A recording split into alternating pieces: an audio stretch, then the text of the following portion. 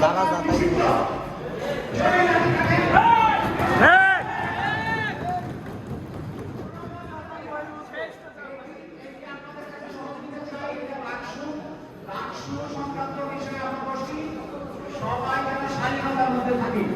এর বাইরে আপনারা কেউ স্লোগান দেবেন না, কেউ হাততালি দেবেন না। এটি আমাদের মতামত দেওয়ার জায়গা। ইলেকশন হবে কি হবে না আপনারা সিদ্ধান্ত দিচ্ছেন, সেইটি আমরা প্রতিপালন করতে পারি কিনা। আমার সত্ত্বেও একজন প্রপোজ তিনি এটা কনসার্ন উত্থাপন করেছেন, তাকে অনেক ধন্যবাদ।